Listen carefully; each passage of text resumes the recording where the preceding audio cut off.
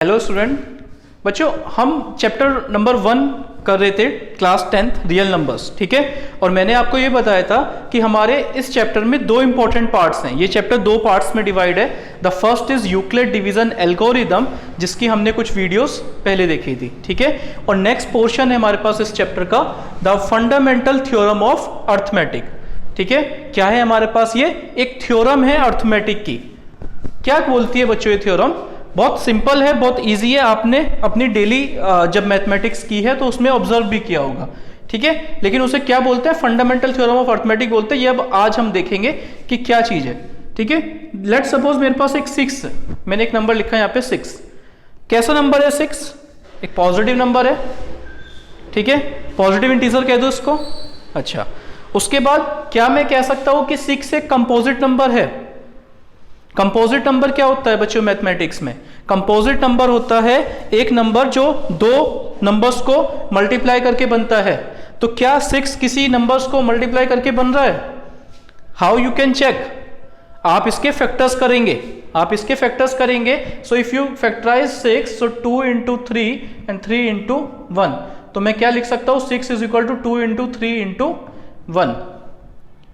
अब बच्चों एक और चीज आती है हमारे पास, प्राइम नंबर, ठीक है। प्राइम नंबर्स वो नंबर्स होते हैं जो, अगर आपने पिछली क्लासेस में पढ़ा होगा, कि जो या तो खुद से डिविजिबल हो या 1 से डिविजिबल हो, ठीक है। मतलब वो किसी की टेबल में नहीं आते। अगर बेसिक सी बात समझने के लिए करें तो प्राइम नंबर किसी और के टेबल में नहीं आते। तो क्या ये जो मैंने 6 के फैक्टर्स लिखे हैं, ये कैसे फैक्टर्स हैं यहाँ पे 6 के?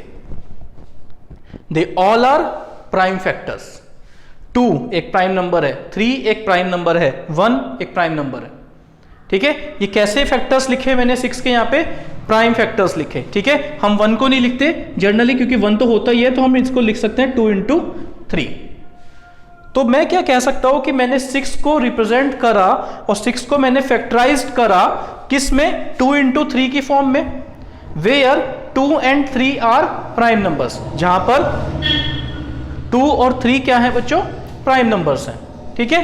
तो यही ये थ्योरम कह रही है। अच्छा, 6 को ऐसे लिख सकते हो क्या?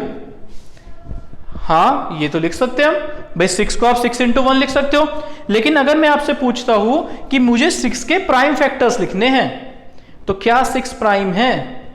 क्या 6 सिर्फ अपनी टेबल या 1 की टेबल में आता है? नहीं, 6 प्राइम नंबर नहीं है। तो बच्चों 6 अगर प्राइम नंबर नहीं है तो आपको इसके प्राइम फैक्टर्स लिखने हैं, तो आप इसको हमेशा किस फॉर्म में लिखोगे? आप इसी फॉर्म में लिख सकते हो। ये बात समझ आई कि अगर कोई कंपोजिट नंबर है, अगर मैं उसके प्राइम फैक्टर्स लिख रहा हूं, तो हमेशा वही फैक्टर्स आप लिखेंगे ईच एंड एवरी टाइम। तो ये हमारी बच्चों ये क्या है? ये आप ऐसे ही नहीं ऐसा कर पाते, इसके लिए एक थ्योरम है। वो थ्योरम क्या है? Fundamental theorem of arithmetic. क्या कहती है? वो कहती है कि every composite number can be expressed. मैं किसी भी कंपोजिट नंबर को फैक्टराइज कर सकता हूं या एक्सप्रेस कर सकता हूं as a product of primes. कैसे? प्रोडक्ट ऑफ प्राइम नंबर्स की फॉर्म में मैं उसे लिख सकता हूं। And this factorization is unique. ये फैक्टराइजेशन यूनिक होगी। यूनिक का मतलब, अगर मैं आपसे बोलता हूं कि 10 के फैक्टर्स लिखिए, 10 एक कंपोजिट नंबर है, तो कुछ बच्चे 2 into 5 लिखेंगे और कुछ बच्चे 5 into 2 लिखेंगे। क्या इसके अपार्ट कोई और फैक्टराइजेशन लिख सकते हैं आप? कैसे फैक्टर्स चाहिए मुझे? प्राइम फैक्टर्स चाहिए। तो नहीं लिख सकते। सिर्फ यही हमारे पास प्राइम नंबर्स हैं, या तो 2 है या 5 है। अगर कोई बच्चा 10 is equal to 10 into 1 लिखता है तो नहीं, क्योंकि यहां पे 10 प्राइम नहीं है। मुझे प्राइम फैक्टर्स की फॉर्म में चाहिए, तो मैं सिर्फ इस तरह से लिख सकता हूं। दोबारा आइए, every composite number can be express as a product of prime and this factorization is unique. ये फैक्टराइजेशन कैसी है? यूनिक है। हर बच्चा इसी तरह से लिखेगा, ठीक है।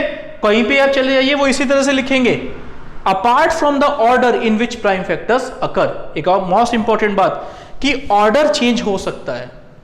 कुछ 2 into 5 लिख सकते हैं and someone can write 5 into 2। This order can be change but the uniqueness will remain same.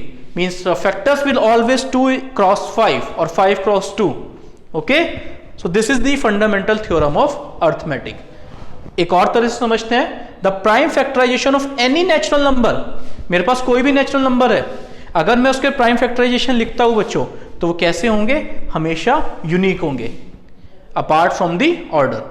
Is it clear? आप किसी भी नंबर को फैक्टराइज करिए और आपको देखेंगे, अगर आप उसको फैक्टराइज करेंगे प्राइम फैक्टर्स के केस में करेंगे तो ईच एंड एवरी टाइम उसके वही प्राइम फैक्टर्स आएंगे। हो सकता है उनका ऑर्डर चेंज हो जाए। ठीक है, अब कंपोजिट नंबर्स क्या थे हमारे पास? A positive integer that can be formed by multiplying two small positive integer. एक पॉजिटिव इंटीजर है, उसको आपने दो छोटे छोटे पॉजिटिव इंटीजर्स को मल्टीप्लाई करके बना दिया, तो वो क्या है? एक कंपोजिट नंबर है। ठीक है, अगर मैं बात करता हूं आपसे कंपोजिट नंबर क्या होते हैं, तो बच्चों कंपोजिट नंबर हमारे पास होते हैं जब हम दो नंबर्स को मल्टीप्लाई करके एक नंबर फॉर्म करते हैं, तो वो जो नया नंबर हमारे पास बना उस नंबर को हम कंपोजिट नंबर बोलते हैं। ठीक है, अब जैसे हमने यूक्लिड डिवीजन एल्गोरिथम के कुछ एप्लीकेशंस देखे थे, ऐसे ही हमारे पास फंडामेंटल थ्योरम ऑफ अरिथमेटिक के भी सर्टेन एप्लीकेशंस हैं।